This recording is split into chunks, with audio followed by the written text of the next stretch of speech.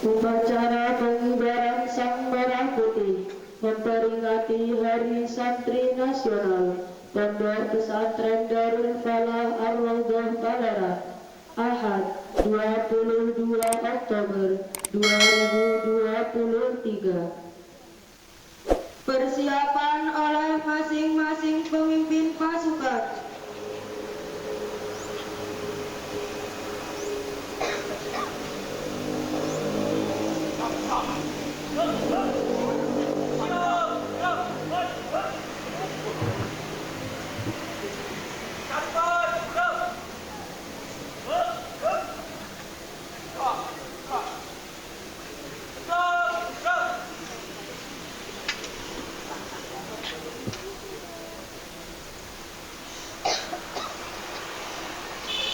Pemimpin upacara memasuki lapangan upacara.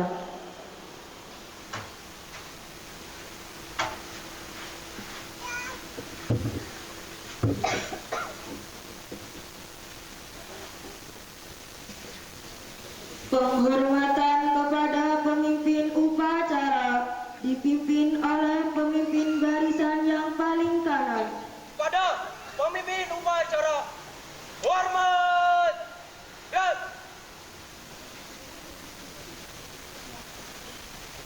tegak! Dan Laporan masing-masing pemimpin pasukan kepada pemimpin upacara.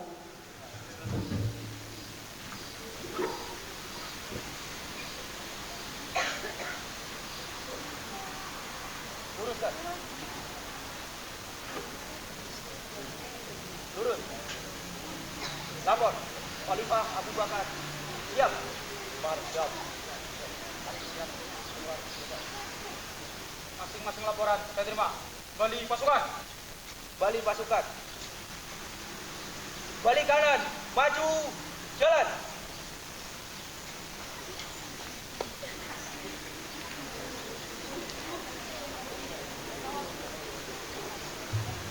Pimpinan, saya ambil alih. Istirahat di tempat. Gerak.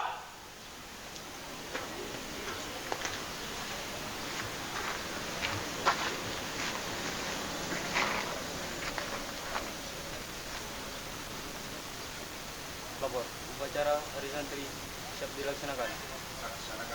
Siap dilaksanakan. Pembina upacara tiba di tempat upacara. Pasukan disiapkan. Siap! Gerak!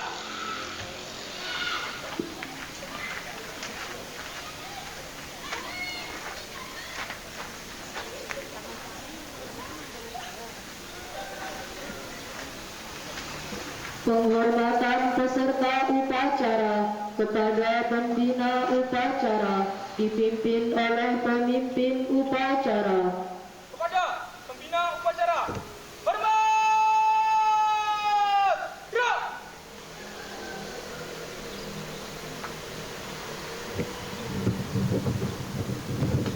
Tegak! Gerak! Laporan pemimpin upacara kepada pembina upacara bahwa upacara siap laksanakan.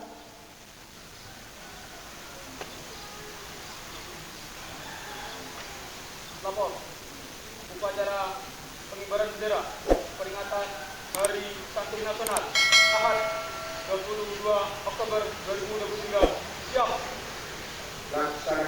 laksanakan.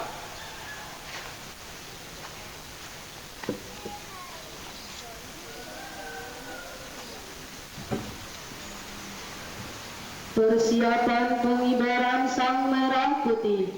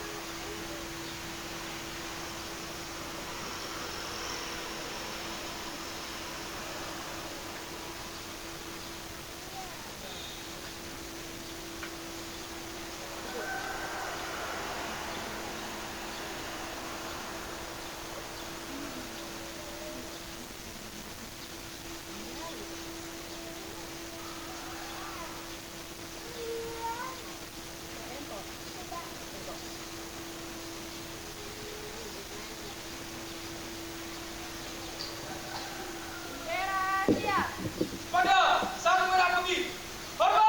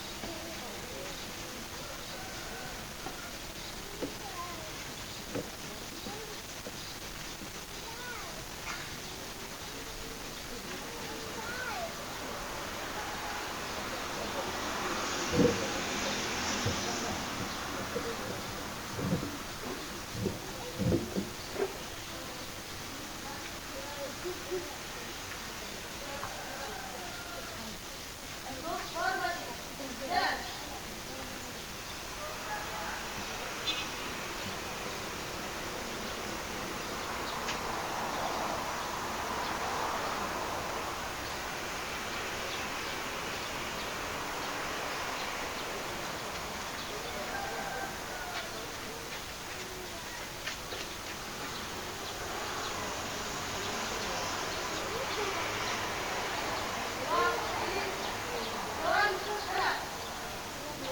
Gerak!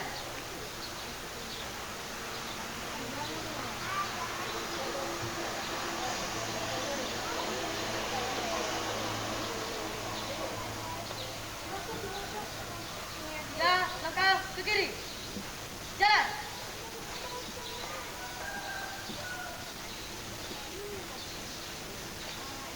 Maju. Jalan.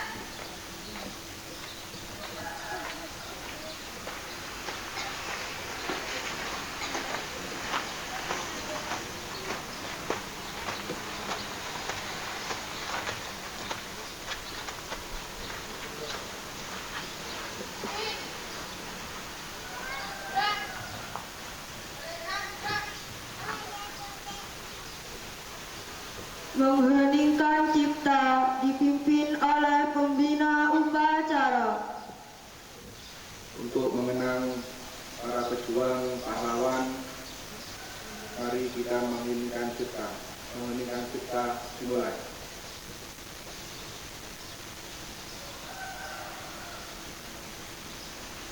Selesai. Pembacaan teks Pancasila oleh pembina upacara diikuti oleh seluruh peserta upacara.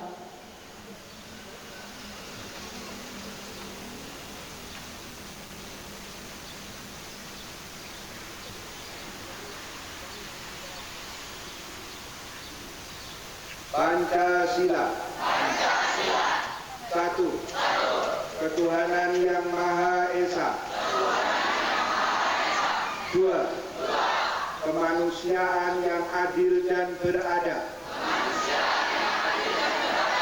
Tiga. Persatuan Indonesia. Empat. Kerakyatan yang dipimpin oleh hikmat kebijaksanaan dalam permusyawaratan atau perwakilan. Lima.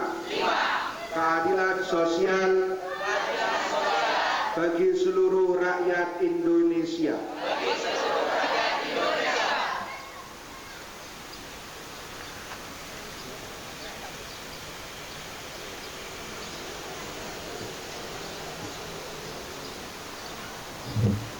Pembacaan teks pembukaan Undang-Undang Dasar Negara Republik Indonesia tahun 1945. Pembacaan ikrar santri diikuti oleh seluruh peserta upacara.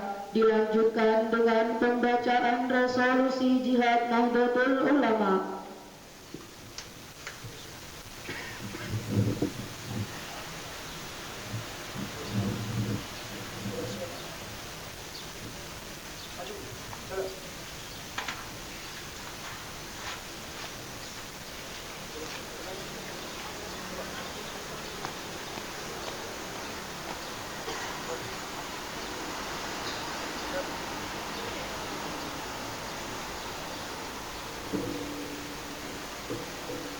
Bapak, membaca teks Undang-Undang Dasar 1945 dan ikrar santri serta resolusi jihad. Siap? Laksanakan. Siap, laksanakan.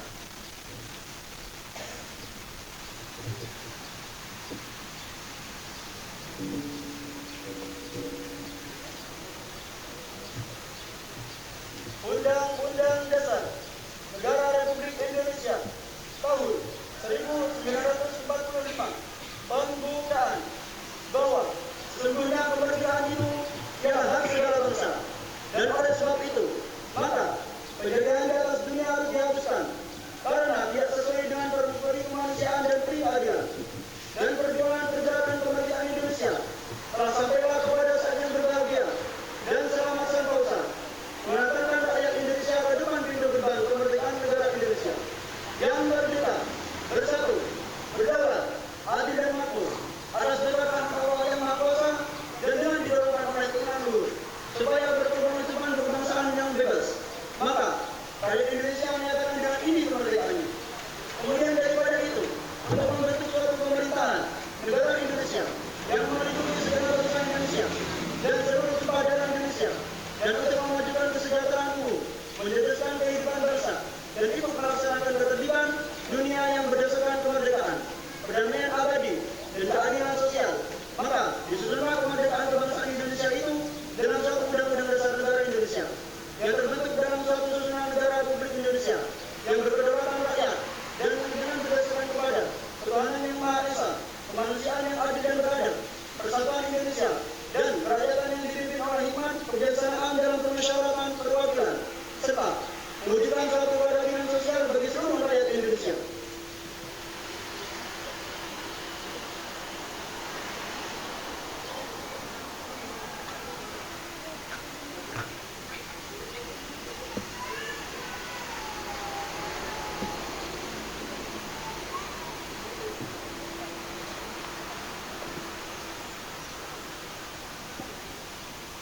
Ikrar Santri Indonesia. Ikrar Santri Indonesia. Bismillahirrahmanirrahim. Bismillahirrahmanirrahim. Asyhadu an la ilaha illallah. Asyhadu an la ilaha illallah. Wa asyhadu anna Muhammadar Rasulullah. Wa asyhadu anna Muhammadar Rasulullah. Kami santri Negara Kesatuan Republik Indonesia. Kami santri Negara Kesatuan Republik Indonesia. Berikrar. Satu. Sebagai santri Negara Kesatuan Republik Indonesia, berpegang teguh pada akidah, ajaran, nilai, dan tradisi Islam Ahlu Sunnah wal Jamaah. 2. Sebagai santri Negara Kesatuan Republik Indonesia. Bertanah air satu. Tanah air Indonesia. Berideologi negara satu. Ideologi Pancasila. Berkonstitusi satu. Undang-Undang Dasar 1945. Berkebudayaan satu. Kebudayaan Bhinneka Tunggal Ika. 3. Sebagai santri Negara Kesatuan Republik Indonesia. Selalu bersedia dan siap siaga. Menyerahkan jiwa dan raga. Membela tanah air dan bangsa Indonesia. Mempertahankan persatuan dan kesatuan nasional. Serta mewujudkan perdamaian dunia. 4. Sebagai santri Negara Kesatuan Republik Indonesia. Ikut berperan aktif dalam pembangunan nasional. Mewujudkan kesejahteraan yang berkeadilan lahir dan batin untuk seluruh rakyat Indonesia. 5. Sebagai santri Negara Kesatuan Republik Indonesia. Pantang menyerah, pantang putus asa, serta siap berdiri di depan melawan pihak-pihak yang akan merongrong Pancasila, Undang-Undang Negara NKRI dan Bhinneka Tunggal Ika, serta konstitusi dasar lainnya yang bertentangan dengan semangat proklamasi kemerdekaan dan resolusi Jihad Nahdlatul Ulama.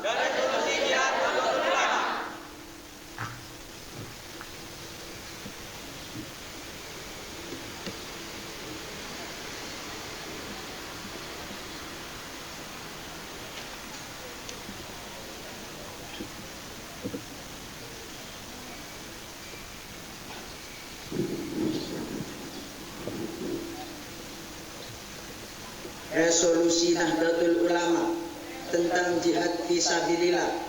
Bismillahirrahmanirrahim. Resolusi Rapat Besar Wakil-Wakil Daerah Konsul 2 Perhimpunan Nahdlatul Ulama seluruh Jawa Madura pada tanggal 21 sampai 22 Oktober 1945 di Surabaya mendengar bahwa di tiap-tiap daerah di seluruh Jawa Madura ternyata betapa besarnya hasrat umat Islam dan alim ulama di tempatnya masing-masing untuk mempertahankan dan menegakkan agama, kedaulatan negara Republik Indonesia merdeka. Menimbang bahwa untuk mempertahankan dan menegakkan negara Republik Indonesia menurut hukum agama Islam termasuk sebagai satu kewajiban bagi tiap-tiap orang Islam, bahwa di Indonesia ini warga negaranya adalah sebagian besar dari umat Islam. Mengingat bahwa oleh pihak Belanda dan Jepang yang datang dan berada di sini telah banyak sekali dijalankan kejahatan dan kekejaman yang mengganggu ketentraman umum, bahwa semua yang dilakukan oleh mereka itu dengan maksud melanggar kedaulatan negara Republik Indonesia dan agama dan ingin kembali menjajah di sini. Maka di beberapa tempat telah terjadi pertempuran yang mengorbankan banyak jiwa manusia, bahwa pertempuran itu sebagian besar telah dilakukan umat Islam yang merasa wajib menurut hukum agamanya untuk mempertahankan kemerdekaan negara dan agamanya, bahwa di dalam menghadapi sekalian kejadian-kejadian itu perlu mendapat perintah dan tujuan yang nyata dari pemerintah Republik Indonesia yang sesuai dengan kejadian-kejadian tersebut.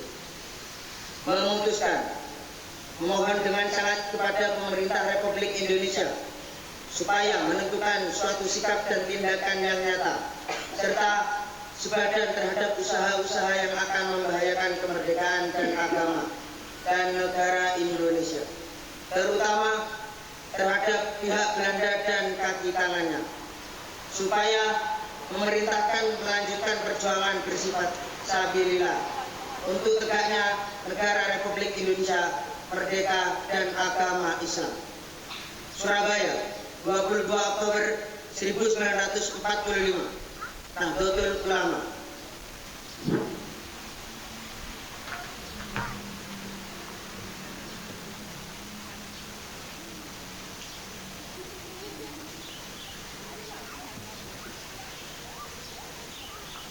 Laporan telah dilaksanakan. Selesai.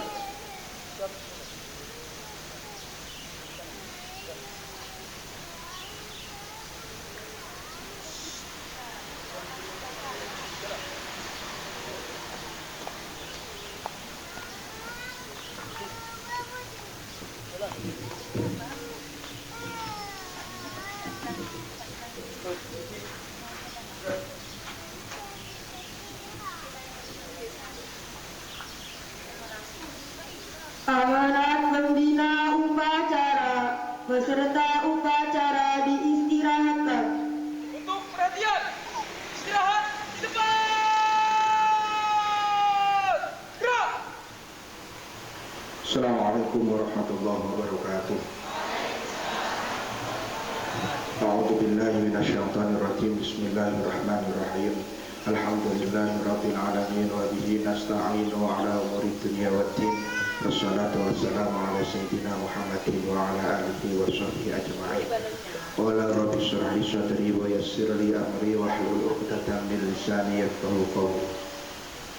Maba'du hadratul mukarramin, para alim, para ulama, para kiai, wabil khusus pengasuh pondok pesantren Darul Falah Ar-Raudhah Romo Kiai Haji Ihsan Salim Al-Hafidh dan Penyai Hajjah Umi Habibah yang saya hormati segenap Dewan Asatidz wal Ustadzah Madrasah Diniyah Darul Falah Ar-Raudhah, yang mana alhamdulillah yang saya hormati Ustadz Rohaini, Ustadz Anam yang pagi hari ini bisa hadir di tengah-tengah kita semuanya.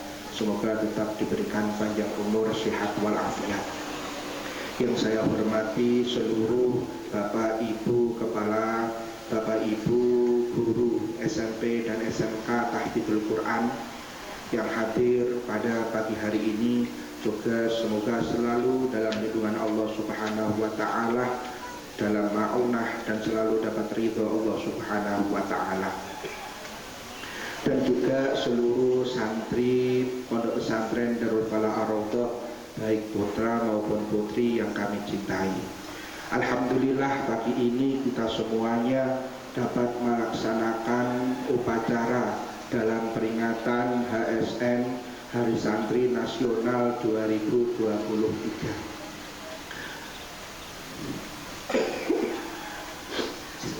Dalam peringatan HSN 2023 ini, sesuai tema yang telah dicantumkan di dalamnya, bahwa jihad santri jayalah negeri. Tema HSN 2023 ini menyesuaikan, yang mana setelah perjuangan para santri, khususnya para pejuang Nahdlatul Ulama untuk negara kita Indonesia tercinta ini. Dan sekarang kita perlu tahu dan merasakan apa yang telah dirasakan oleh saudara-saudara muslim kita di Palestina sana.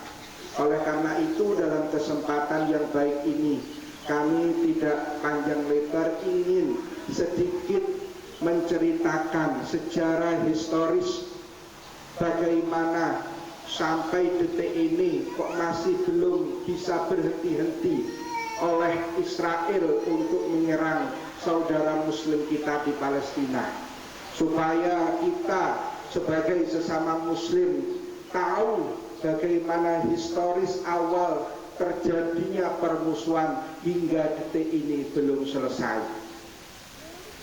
Kita tahu bahwasanya Palestina itu ada daerah Gaza.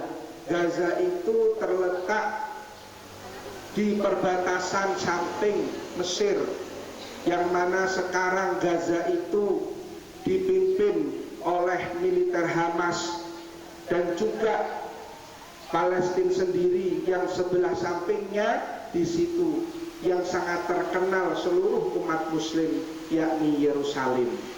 Kedua daerah ini, Palestina yakni Yerusalem dan Gaza, ada di tengah-tengah daerahnya Israel. Oleh karena itu tidak ada henti-hentinya. Sebagai pengalaman supaya kita semuanya tahu yang telah kami catat, di Yerusalem ada kepercayaan, trust dari 3 agama besar, yakni agama Islam, Yahudi, dan juga agama Kristen atau Nasrani. 3 negara ini mempunyai kepercayaan tinggi tentang religiusnya, yang mana di satu tempat yakni Yerusalem. Orang Yahudi beranggapan bahwa di Yerusalem di situ tempat yang telah dijanjikan sesuai kitabnya. Orang Kristen, orang Nasrani percaya bahwa di Yerusalem disitulah tempat di mana dulu katanya Yesus Kristus terakhir memberikan jamuan kepada Yudas Iskariot, yang akhirnya Yesus diingkari, dikhianati. Dan di situ juga di Yerusalem ada bukit yang namanya Bukit Golgota, tempat Yesus Kristus disalib, sesuai kepercayaan mereka. Dan bagi kita seluruh umat Islam, bahwa di sana ada sejarah historis yang mana Yerusalem yakni Baitul Maqdis, Masjidil Aqsa, yakni menjadi kiblat pertama umat Islam. Dan disitulah 3 agama besar yang mana meredupkan satu tempat menjadi tempat kepercayaan mereka semuanya. Kalau kita melihat sesuai dalam surah Al-Isra, Subhanalladzi asra bi 'abdihi lailan minal masjidil haram ilal masjidil aqsa. Sesungguhnya maha suci Allah yang telah memperjalankan hambanya di waktu malam dari Masjidil Haram ke Masjidil Aqsa, Baitul Maqdis, Palestina.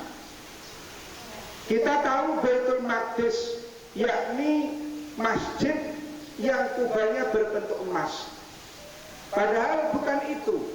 Zaman dulu waktu Nabi Muhammad itu Isra, belum ada berbentuk masjid.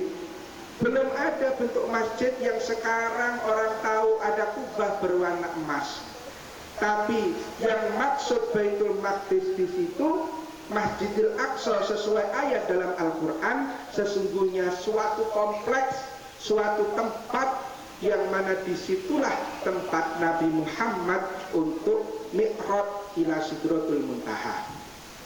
Yang akhirnya ketika Umar bin Khattab ke sana menunjuk di suatu tempat yang ada batunya, bahwa disitulah tempat Nabi Muhammad Mi'raj ila Sidratul Muntaha. Dan batu yang ditunjuk oleh Umar bin Khattab kemudian dibangun masjid yang mana sekarang kubahnya itu berbentuk emas. Itu bukan Baitul Maqdis, tapi itu namanya kubah, yakni Kubah As-Sohra. Dan di sampingnya itu pun ada masjid yang warnanya abu-abu yang disebut Masjid Kibli atau Masjid Kiblat. Santri-santri semuanya, awal bagaimana terjadinya orang Yahudi? Orang Yahudi itu keturunan dari Bani Israel. Kita tahu semuanya bahwa Bani Israel itu keturunan dari Nabi Yakub alaihissalam, mempunyai 12 anak yang satu di 12 itu kami tahu bahwa yang bernama Nabi Yusuf alaihissalam. Jadi Nabi Yakub itu punya anak 12 dari 4 istri, yang kemudian alur ceritanya Nabi Yusuf kemudian menjadi bendahara Mesir. Seluruh Bani Israel kemudian menuju ke Mesir, dan pada saat itu Mesir dikuasai oleh Raja Fir'aun, dan Bani Israel dijadikan budak oleh Raja Fir'aun. Dan kemudian turunlah Nabi Musa dan Nabi Musa dan Yahya di situ mengajak seluruh Bani Israel untuk keluar, untuk menuju tempat yang telah ditentukan dalam kitabnya, yakni tempat yang telah dijanjikan.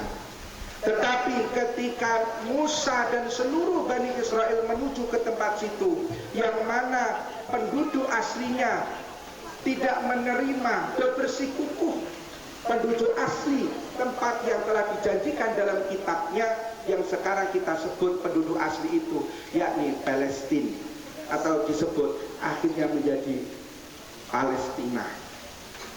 Nah, ketika tahu penduduk asli Palestina seperti itu, Bani Israel tidak mau pindah, malah mengoyok-ngoyok, menghina, mencaci maki Nabi Musa. Saya tidak mau masuk berjuang dengan melawan penduduk asli. Biar kamu dan Tuhanmu yang memperjuangkan tempat tersebut.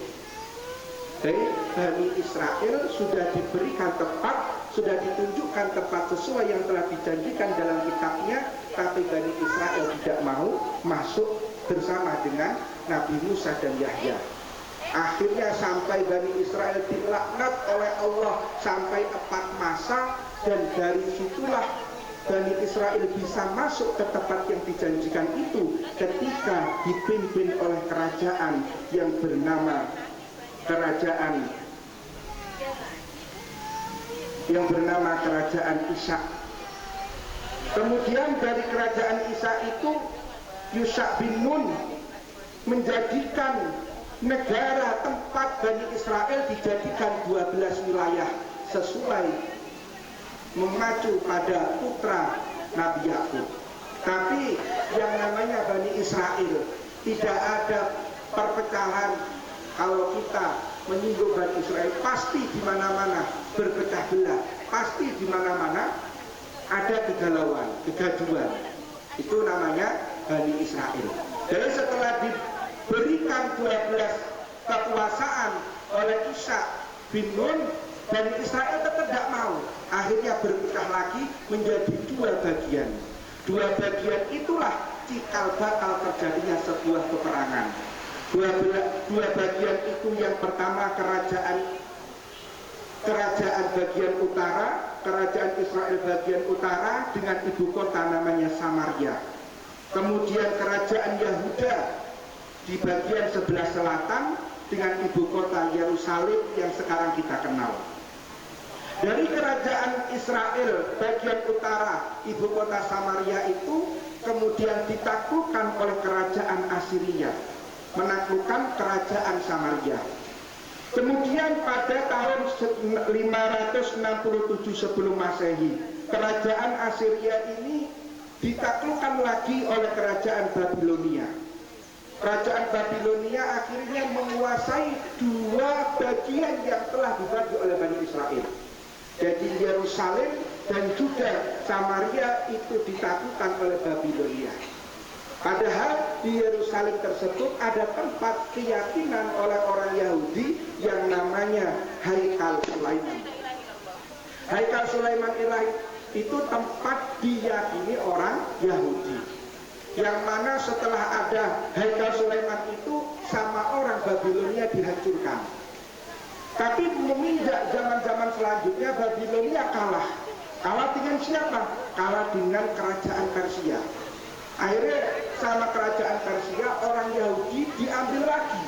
Akhirnya bertempat kembali ke tempat semula. Kerajaan Persia menguasai, datang kerajaan Romawi. Sama kerajaan Romawi, seluruh orang-orang Bani Israel diusir, disuruh untuk keluar dari wilayah tersebut. Akhirnya Bani Israel mempunyai dendam. Karena apa? Karena orang Romawi telah mengusir dari tempat yang telah dijanjikan sesuai dalam kitabnya. Hadirin, di tahun 1860 Masehi lahir Bapak Zionis yang bernama Theodor Herzl. Dan dari Bapak Zionis inilah kemudian muncul membuat buku, mengarang buku yang mana isinya buku tersebut bahwa seluruh orang-orang Bani Israel kalau ingin kuat, kalau ingin menang, disuruh untuk berkumpul, disuruh jadi satu dan memilih untuk membentuk sebuah negara.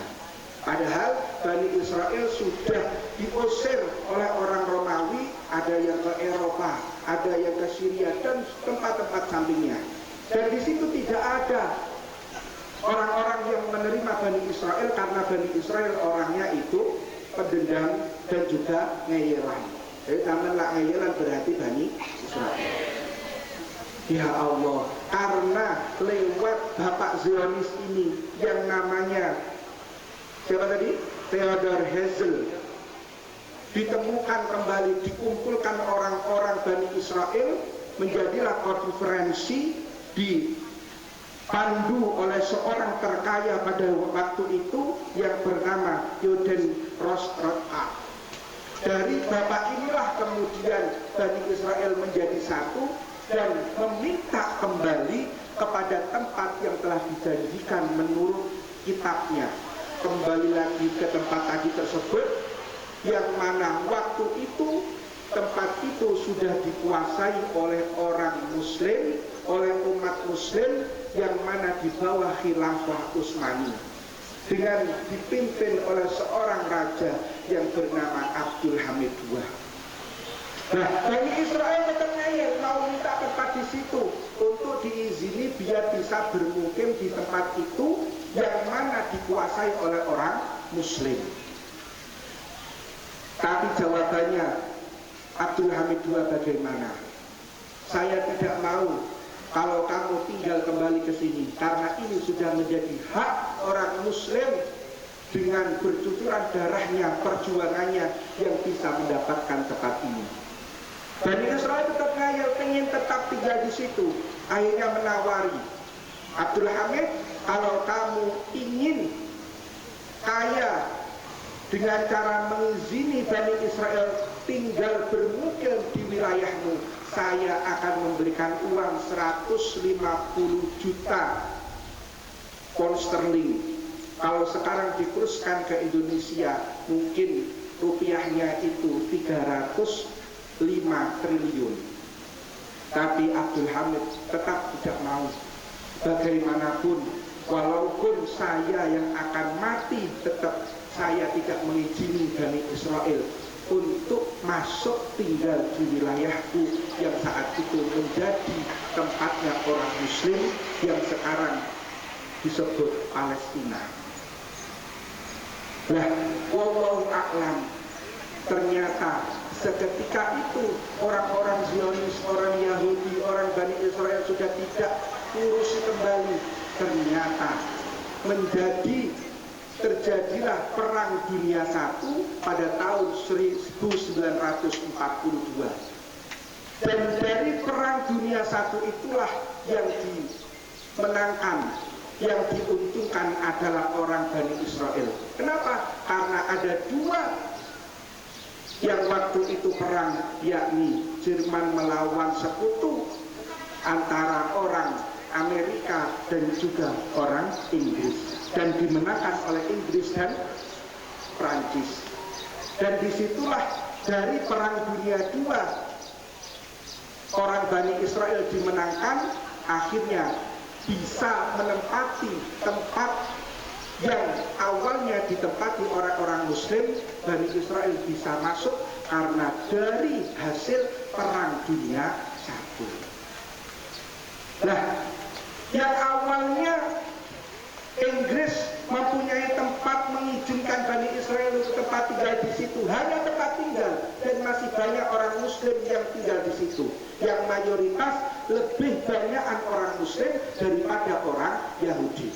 Tapi orang Yahudi tetap bersikukuh, akhirnya mengajukan kepada Inggris untuk memberikan wilayahnya yang telah dijanjikan dalam kitabnya. Akhirnya Inggris memberikan wilayah atas orang Muslim tersebut, 45% wilayahnya untuk orang Arab, orang Muslim, dan 55% dari tanah tersebut diberikan kepada orang Yahudi.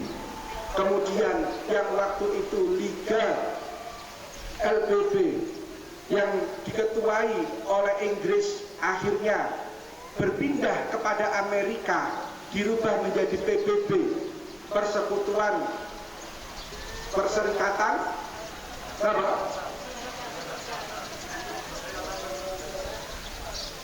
Perserikatan Bangsa-Bangsa, akhirnya memutuskan bahwa Bani Israel atau orang Yahudi diberikan kewenangan untuk dijadikan sebuah negara sendiri, dan terjadilah negara Israel. Padahal awalnya di situ negaranya orang Muslim, dan ketika PBB sudah memutuskan bahwa Israel lah yang diakui menjadi negara sendiri, dan disitulah mulai berkurangnya orang Muslim, dan sampailah menjadi hanya dua tempat, yakni Gaza dan Yerusalem, yang sekarang sampai terus direbutkan orang-orang Bani Israel, dan mereka beranggapan bahwa Gaza dan Yerusalem itu ditetapkan menjadi wilayahnya mereka. Kita sebagai orang Muslim bahwa harus tahu sejarah ini. Kita merasa sedih dengan saudara-saudara kita yang dibombardir sehingga menewaskan ribuan umat Muslim. Bagaimana yang harus kita lakukan? Kita tidak mampu. Kalau Indonesia ingin membantu, ingin menyerahkan pasukannya, mengirimkan militernya, tidak bisa. Karena apa? Karena Israel sudah dilindungi dan diakui sebagai negara oleh PBB. Dan kalau mengirimkan militernya, dan itu melanggar hukum secara internasionalnya, dan akhirnya hanya mereka sendiri yang berjuang untuk memerangi orang Israel. Terus bagaimana kita sesama Muslim? Bisanya hanya bisa mendoakan, berdonasi, dan juga menjelaskan historis, menge-share apa yang kita ketahui, supaya kita lebih merasakan apa yang dirasakan oleh seluruh umat Muslim yang ada di Palestina sana. Semoga dengan kita berdoa bersama hari ini, kirim hadrah Fatihah untuk saudara-saudara kita yang ada di Palestina, semoga semuanya diberikan kekuatan, diberikan kemampuan, dan yang meninggal dalam keadaan husnul khotimah. Al-Fatihah.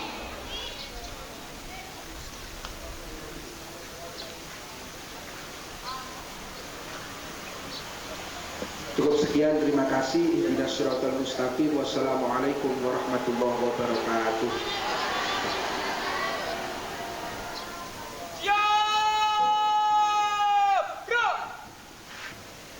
Pelepasan balon udara Yayasan Pondok Pesantren Darul Falah Ar-Raudhah memperingati Hari Santri Nasional 22 Oktober 2023.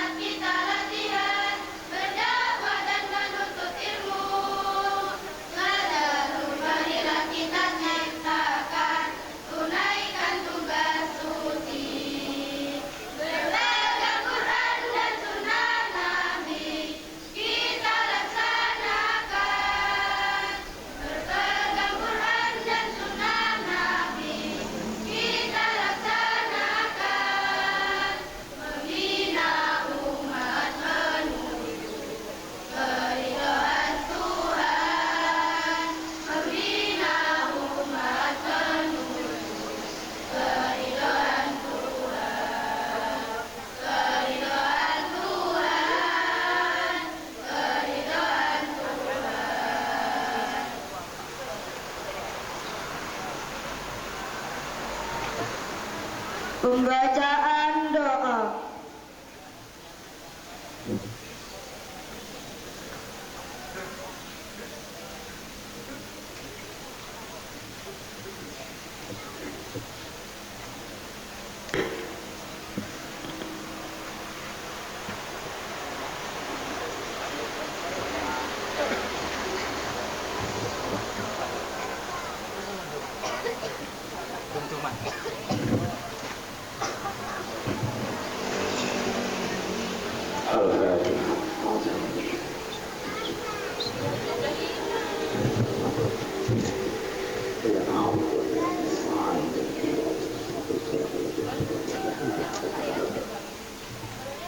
اللهم صل على سيدنا محمد وعلى ال سيدنا محمد سلم ورافع لكم الشهادات والحمد لله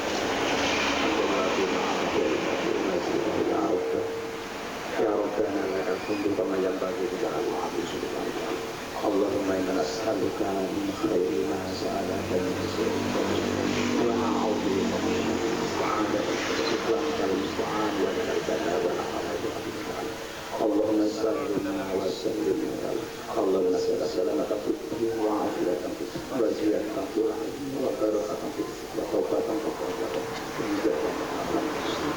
اللهم سلمنا ونسلم اللهم سلمنا ونسلم اللهم أعز الإسلام والمسلمين اللهم أعز الإسلام والمسلمين اللهم أعز الإسلام والمسلمين أعز الإيمان والمسلمين اللهم دمر أعداء المسلمين اللهم دمر أعداء المسلمين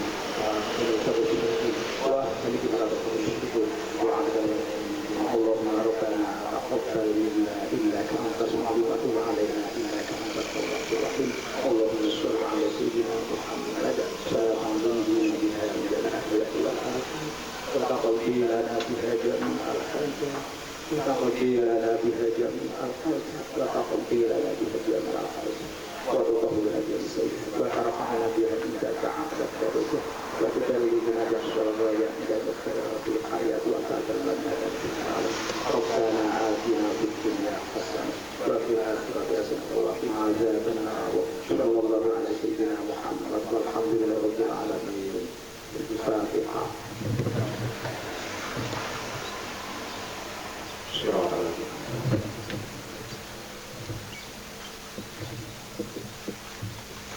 Laporan pemimpin upacara kepada pembina upacara bahwa upacara telah selesai dilaksanakan.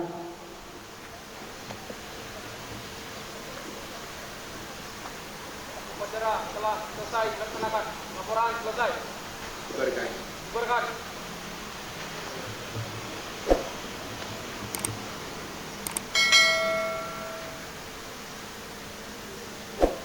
Penghormatan kepada pembina upacara dipimpin oleh pemimpin upacara.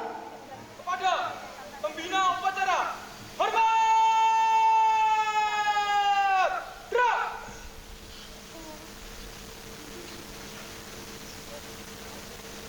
Tegak! Gerak! Pembina upacara meninggalkan lapangan upacara.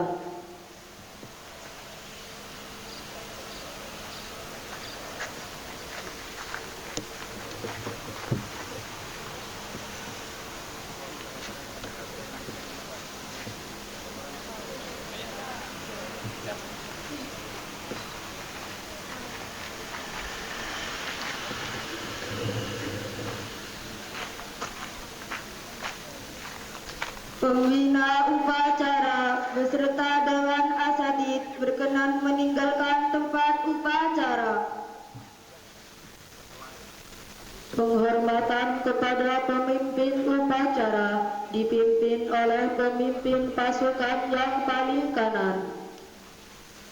Kepada pemimpin upacara, hormat! Gerak! Tegak! Gerak! Pemimpin upacara kembali ke tempat.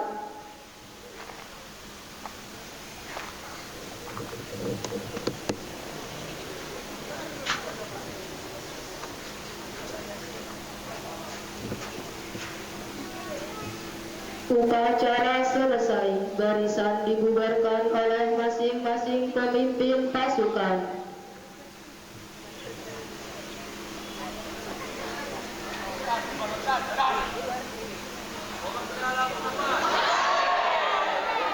Semua